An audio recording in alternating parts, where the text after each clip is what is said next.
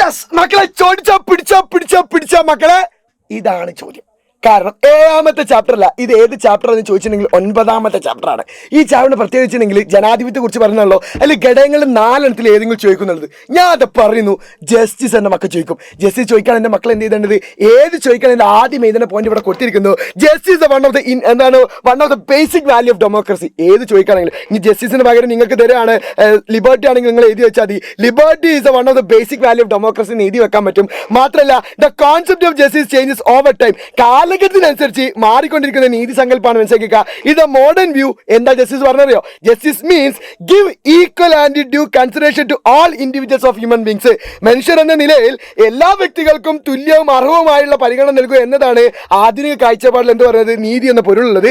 ആ നീതി എങ്ങനെയാണ് പ്രിൻസിപ്പിൾസ് ഉള്ളത് നോക്കിയിട്ട് നീതി 3 അർത്ഥങ്ങളുണ്ട്. ഒന്ന്, തുല്യരോട് തുല്യമായിട്ട് വേണം, ആനുപാതിക നീതി വേണം, പ്രത്യേക ആവശ്യങ്ങൾ അംഗീകരിക്കും വേണം നീതികളിൽ. ആദ്യം തുല്യരോട് തുല്യ പരിഗണന എന്ന് പറഞ്ഞാൽ അത് പഠിക്കേണ്ടത് ഞാൻ മാറ്റി തരാം കേട്ടോ. നോക്കളി, ആദ്യം പറയേണ്ട സാധനത്തുള്ളൂ എന്ത് ചെയ്യുക, യാതൊരു വിവേചനം പാടാൻ പറ്റില്ല. തുല്യരോട് ഈസിക്കൽ ടു എന്തൊക്കെ, ഈക്വൽ ട്രീറ്റ്മെന്റ് ഈസിക്കൽ ടു നിങ്ങൾക്ക് എന്ത് കൊടുക്കാൻ പറ്റും, equal treatment is equal to no discrimination. എന്നിട്ട് എക്സാമ്പിൾ ആയിട്ട് എൻ്റെ മക്കൾ ഇത് എഴുതി വെക്കുക. അപ്പോൾ 2 പോയിന്റ് അല്ലേ, ഈക്വൽ ട്രീറ്റ്മെന്റ് ഇരിക്കും, നോ ഡിസ്ക്രിമിനേഷൻ. എക്സാമ്പിൾ ആയിട്ട് അടുത്ത പോയിന്റ് എഴുതി വെക്കുക. എന്നിട്ട് എന്ത് ചെയ്യുക, ഇവിടെ എഴുതുക, individual deserve equal right and equal decision.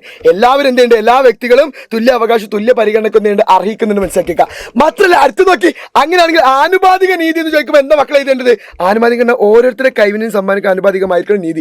എല്ലാവർക്കും ഒരേപോലെയാണ് കൈവ് അല്ല, അതിന് ആനുപാതികമായിട്ട് നേരം നീതി കൊടുക്കണം. ഓരോ അവർ കൈവിനനുസരിച്ച് പ്രത്യേക പരിഗണനകൾക്ക് അനീതിയില്ല. അത് തന്നെ ഈക്വൽ സെപ്പറേറ്റ്ലി എന്ത് ചെയ്യുന്നു, അക്കോർഡിംഗ് ടു എന്ത് ചെയ്യുന്നു, അവരെ നമ്മൾ ട്രീറ്റ് ചെയ്യുന്നതിൽ അത് നോ ജസ്റ്റിസ് ആണ്. അത് ചെയ്യാൻ പറ്റും, അത് എന്താണ് അപ്രോപ്രിയേറ്റ് ചെയ്യണം. അതിന് ഏറ്റവും വലിയ എക്സാമ്പിൾ ആണ് ബാക്ക്വേർഡ് ക്ലാസ്സിനും എന്ത് ചെയ്യുന്നു ഇക്വാലിറ്റി കൊടുക്കുന്നത്. അതാണ് സ്പെഷ്യൽ നീഡ്സ് വരുന്നത്. ഇത് എൻ്റെ മക്കൾ കൃത്യമായിട്ട് പഠിച്ചു നാളത്തെ എക്സാം പേപ്പറിൽ കണ്ടിരിക്കും. സോ അടുത്ത ചോദ്യം നിങ്ങൾക്ക് കിട്ടും നോക്കട്ടെ. ബൈ കാണാം.